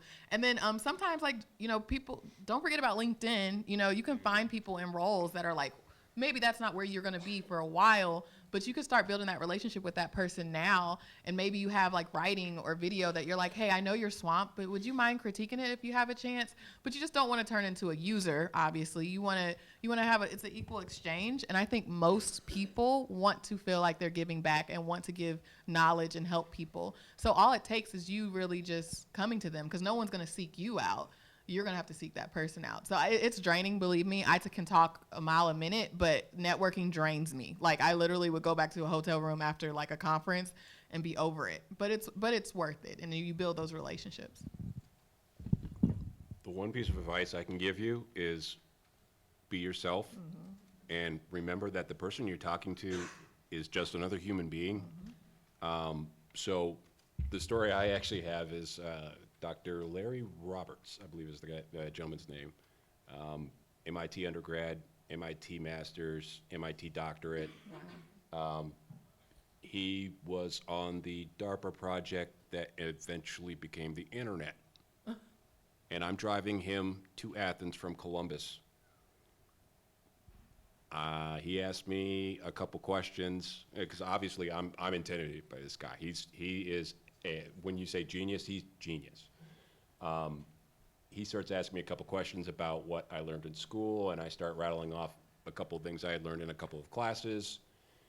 And I mentioned, I think it was X.25. It has to do with telephone systems and how long-distance connections used to be made. I've not really done that anymore. It's like, oh, X.25. I remember when I invented X.25. That moment, I started to shut down a little bit inside, and it was very nervous. So I changed the topic, and I started, I was like, I changed the topic to something non-technical, is basically what it ended up boiling down to. And beforehand, he would give me very short answers. Once we started talking about personal things, he opened up like a book. A lot of times people just need to make that connection to feel comfortable. And I think that would benefit you. If you can make that connection with a person, I think that would help you then get to that point where you want to talk to them about the professional stuff that's going to help you out in your career. Thank you. Any more questions? Oh. Hello. My question for the panel is, as students, a lot of us are heavily involved in student orgs. We're starting to look for internships. Some of us are freelancing, and some of us just want to relax and just not do any work. But my question for you guys is, how do you balance all the different roles in your life, and how do you know when you've taken on too much and kind of need to take a step back? Thank you. You mean like showing up 15 minutes before this was supposed to start? Kinda. Yeah. I'm still looking for the answer to that also. I would say know what's important to you. Sometimes you have seasons where you rest, and that's fine. Sometimes you have seasons where you're very productive.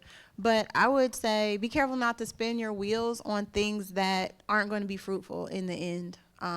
I spent a lot of time doing that because I just wanted to prove my value, prove my worth to myself even. But I would just say, be careful and do things that are going to really be fruitful for you.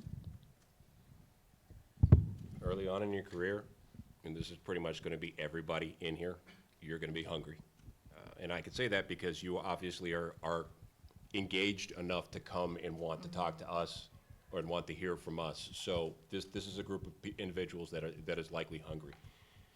So you're going to get out in the workforce, you're going to hit it full force, you're going to do what you got to do, you're going to make those connections, you're going to do all these different things, and then all of a sudden you're going to realize, wow, I'm tired, I need to make a shift, a pivot, whatever it happens to be. You need to find a way to slow down and disconnect. Your job is not everything. You have to remember that you have a life. You have to remember that you have friends, you have relationships you need to maintain. And I can't tell you the best way to do that because each of you is going to have to do that in your own individual ways. But if you don't find that way of disconnecting, it will burn you. And I think you mentioned it earlier, part of my hair going away and part of the gray hairs that I've got, that was stress. I forgot that, I lost sight of that. Don't make that same mistake. If there's one thing that you absolutely have to do is find a way to disconnect, find a way to relax, find something outside of work that you enjoy doing so you can have that moment of clarity. And usually what's going to end up happening, the benefit of that is when you do go back to work, you'll see things more clearly. This is something that I'm actually still working on. I'm a doer. I just am, right? And so I am always on the go. My husband's always on the go. We lead very busy lives, and we like it. But at the same time, I had to come to a point where I had to recognize how I was using my energy, what was giving me energy and what was draining my energy. So things that are giving me energy, I can do those 24/7. But when something is draining my energy, it affects my mood, and I'm not a moody person. It affects my health, and it affects my willingness to want to engage in whatever that is. And I had to start paying attention to that because I would just muscle through everything all the time and not really think about how it was impacting me. And once I learned, and I'm still learning, how to recognize those things and people who drain my energy, I have had to make adjustments because I need my energy to do productive things for myself and for my family and for my community. And so that's how I'm starting to, and this has probably been like the last 3 years that I've really started to try to pay attention to how something is really making me feel and how my energy level feels when I'm doing those things. It just depends on you. I know for me now, I'm really big on my work-life balance. Like I'm like I need to peace. I need to like release. Like yes, I'm in these organizations, but I'm not going to make it to that meeting because I just need to be at home and just watch some really bad reality TV and like mentally escape or like not be on my cell phone or not be on Instagram. Like you just have to know yourself and be able to work with that. I know at OU, what I loved about OU, it's like, I don't know if it's like this now, but it was like work hard, play hard, Monday through Thursday, you're hitting the ground running. Thursday night, you might be on Court Street. So like, that's kind of a release in a weird way, right? That's like you keeping a balance with that. So it's really person to person. Obviously, you're going to be grinding out. You're in college for a reason because you're trying to get those great jobs. You're trying to set up your life. So you still need to grind it out. But like, I understand those balances. Maybe by the time you get to senior year, you might start backing off some of those organizations so that you can help the undergrads, be able to take leadership, and then that gives you some more release so you can focus on what you're going to do when you graduate.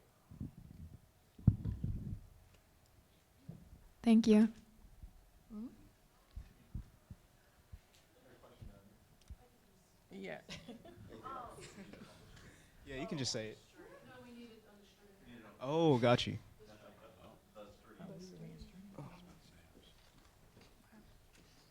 If I trip, don't laugh at me.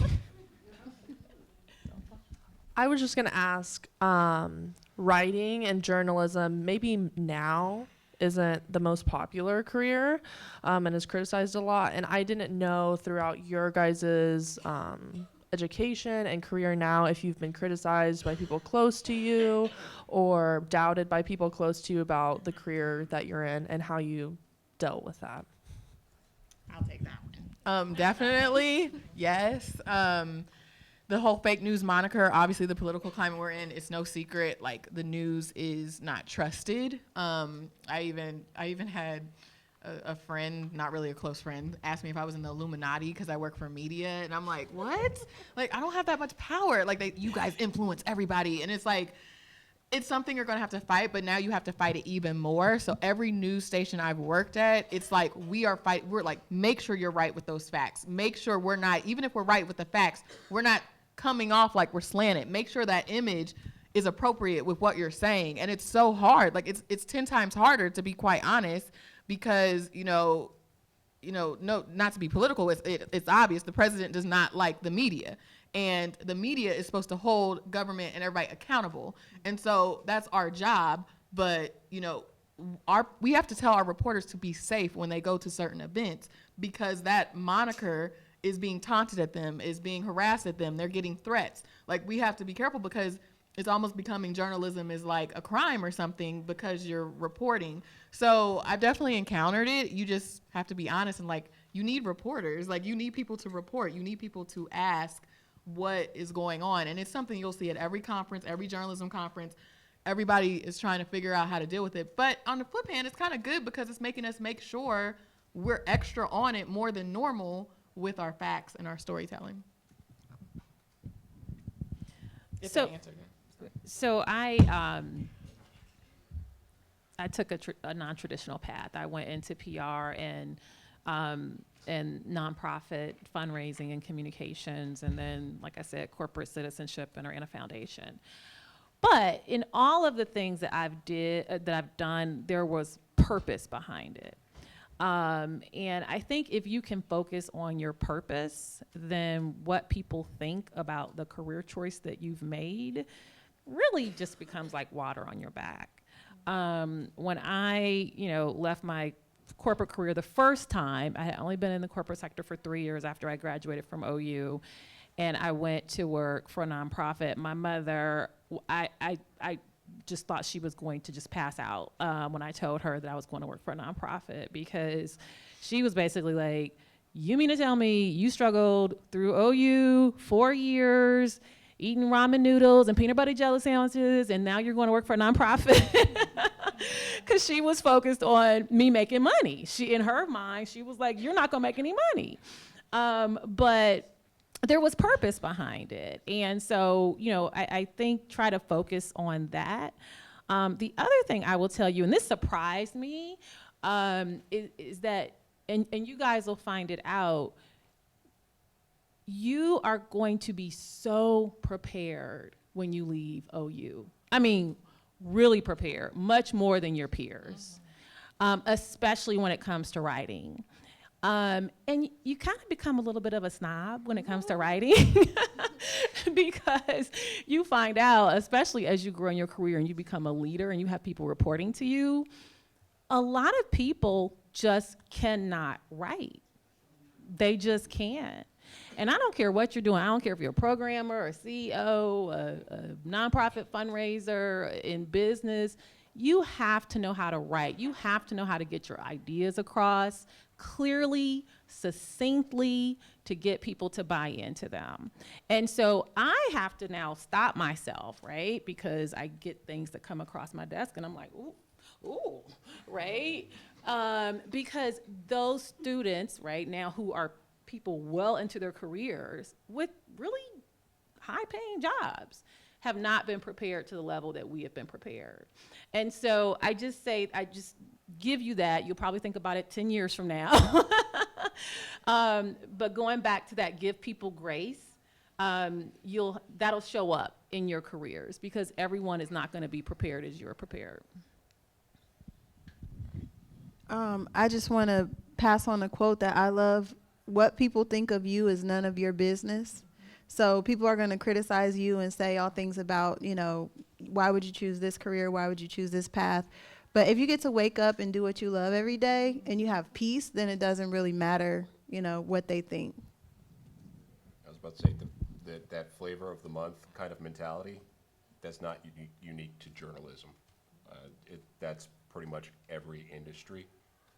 You're going to have ebbs and flows. You're going to have shifts in the culture. You're going to have good times. You're going to have bad times. You just got to roll with it. I mean, the early 2000s, giant tech bubble burst. IT's still around, So when it comes to journalism, and I'm sure everybody in the panel who's actually a journalist or part of that half of the communications schools professions would agree that once Trump's out of office and some of this rhetoric starts to die down, it'll shift back. I think you'll be okay. I don't think it's such a seismic shift that people are going to say forget newspapers, forget television, forget all of this stuff, and just completely wash it out. It's going to be rough for a while, but a lot of industries are going to have to go through a rocky time here or there. Are you a journalism major? So what are your aspirations? Like, do you want to become a reporter or like? Well, I work with WUB right now and, oh, we're streaming. Yeah, so I'm with WUB right now and I'm trying to figure out through that avenue what I like. So I don't know. Absolutely. So as a reporter, like, and I'm sure you have experiences just as much as you're obligated to hold like the government and whoever else accountable, people are going to try to hold you accountable too as well, if not more, because, and they're not going to have the data or analysis or the credibility to back up what they're saying, but it's your job to do that. You know what I mean? So like, again, I work in education or I report on education and that's big, within a city. So before I do anything, obviously with any like beat you cover, like you just got to make sure that you're on your game. You have data on top of data to back up your last data, you know what I mean? Just be on top of your game regardless, because you're going to receive criticism anyway. But as long as you know what you're doing is right and valid and credible, it doesn't matter, you know what I mean? So I will say one thing, an easy way to see past the criticism, if you haven't already, try to take a class in political communications. Understanding what people are really saying behind the message that's actually coming out of their mouth sometimes is very important in the professional world. It doesn't have to actually be politics. you will have that happen to you a lot, where somebody's saying one thing and they're actually meaning something completely different. All right, a lot of what is going on today is not actual hatred of the media, but it's more general angst about society and life and all these other things that really have nothing to do with what people in the media are actually doing. They just don't like what they're hearing, right? So that's not on you, that's really on them. And once you start to understand that, you start to put yourself into a very different perspective and a very different mindset. Thanks so much.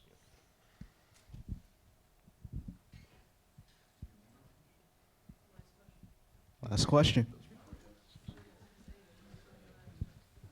Can I just say one more thing? At the end of the day, you don't want to be in something that's not, you don't want to not have fun doing something, right? And my mom got on me. She's like, you could be in business making a lot more money. And I'm like, but I would hate it so much. And so I get to go to work and I enjoy it and I get paid for it. So yeah, that's it. I was just going to comment on money. But first of all, I want to thank all of you for being here today to help celebrate my late husband's Alvin Adams Symposium. Thank you so much.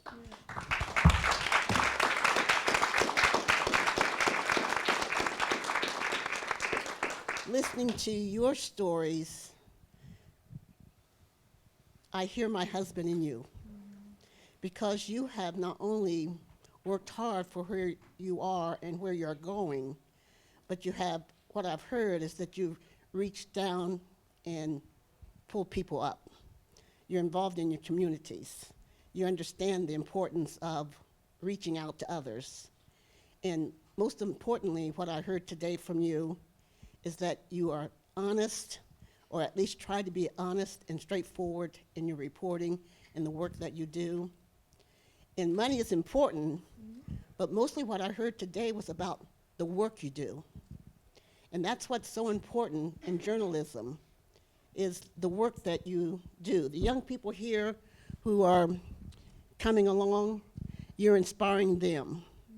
Continue to reach out, reach up, reach around, bring others along.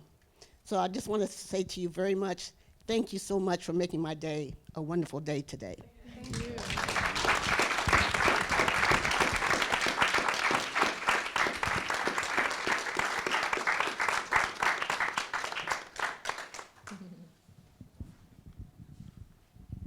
Thank you, Micah. That was great. Thank you very much. Micah's had a really great run, and this was a kind of a frosting on top. So we're really glad that you were able to do this. But he spent 6 months in D.C., spring semester and summer, doing some big stuff, and then this work right here. So thank you. I want to, I'm going to give Alvin the last words today, but before I play a clip of a video from Alvin Adams, I'm going to have Allison say a word about the reception that follows this, where the networking and the conversation, let's call it that, can continue. But I also want to thank the panel. Fabulous, fabulous panel, wonderful.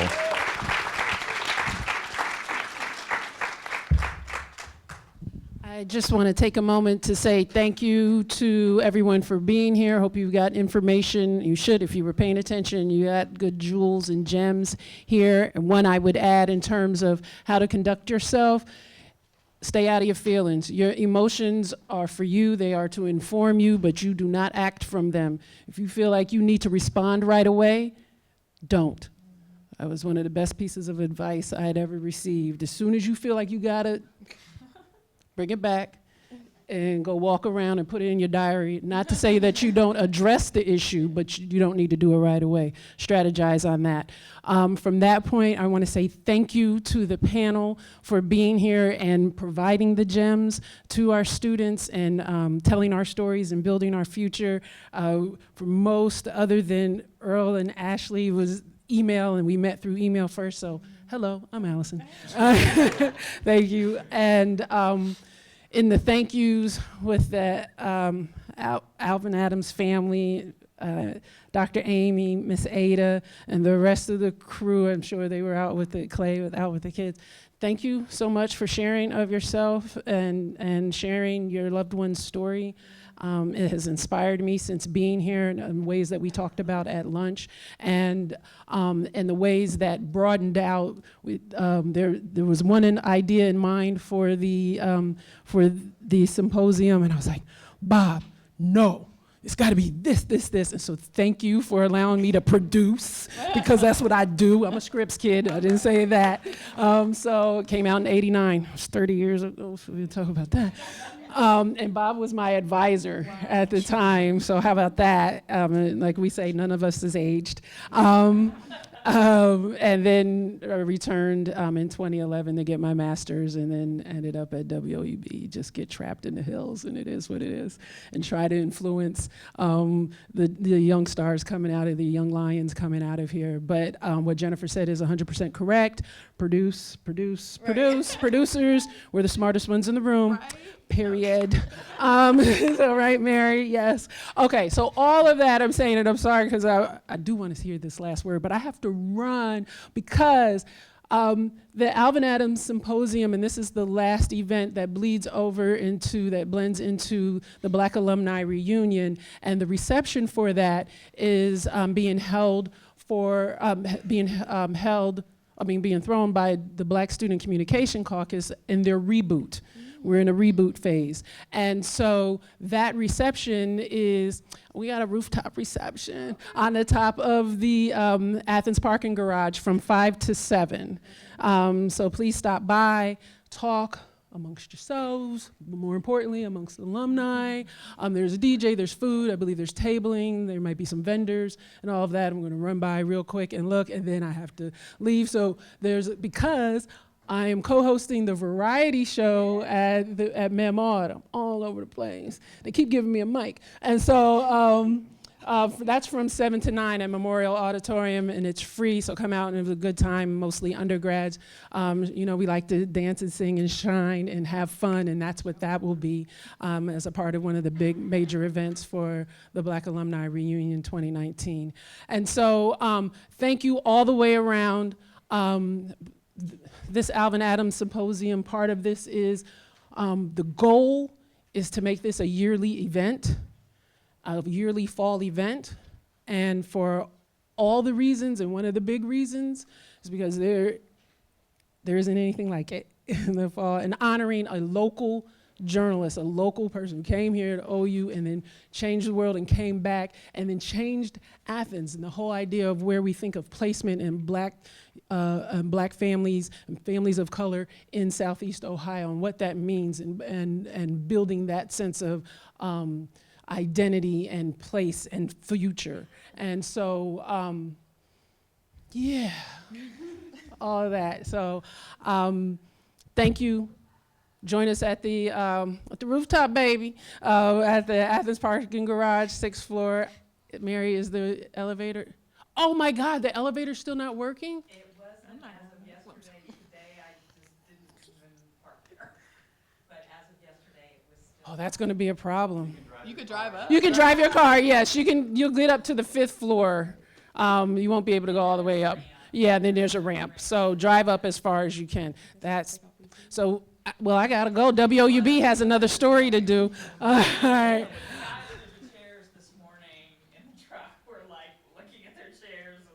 Yeah.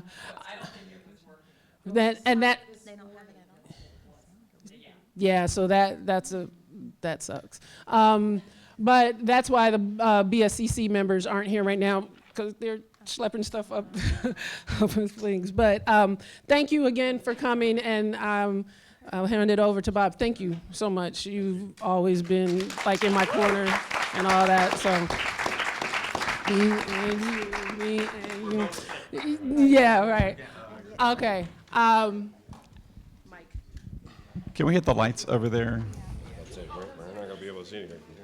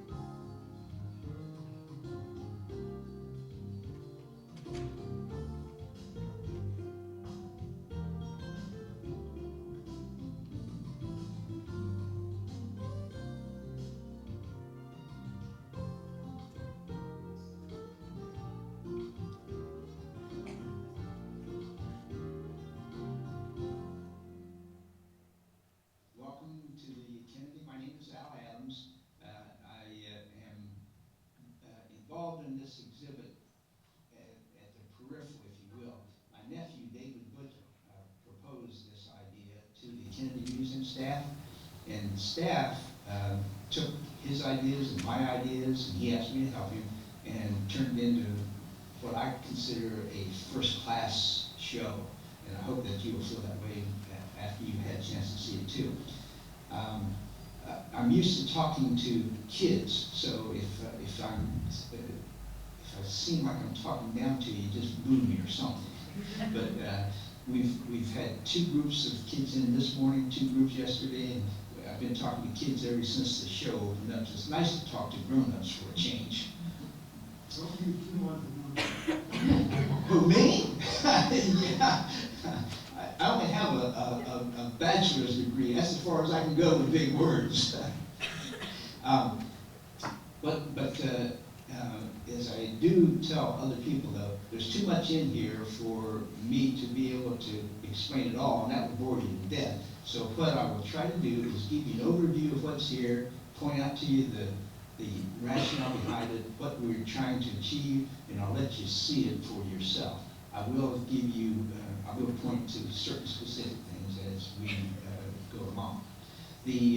And I always start here, and I tell the kids that basically what we're talking about here is a couple things. We're talking about ancestors, and we're talking about history. And I don't mind asking, or I don't mind telling you what I say to them, which is, how many of you have, in your history classes when you were in school, learned anything about your own ancestors in the history classes? Any of you?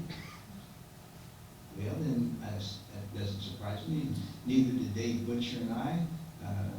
History seems to be about famous people, and our ancestors were rather ordinary, everyday people.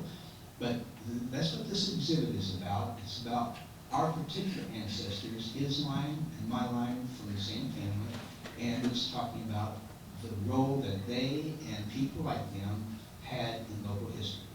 And of course, every history lesson has to have a starting point. So as we say here, in the beginning, our story starts with a couple of people.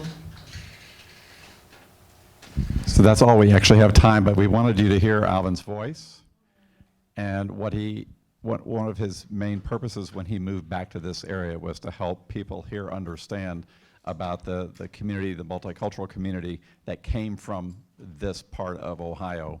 So thank you very much to all the panelists. Thank you, Ms. Ada. Thank you, Dr. Amelia, for helping us today to tell a very extraordinary story about a very extraordinary man. And Howard and your wife, thanks for coming all the way from Colorado to be part of our program today. All right, folks, I would encourage you to go to the reception and enjoy the rest of Black Alumni Reunion Weekend.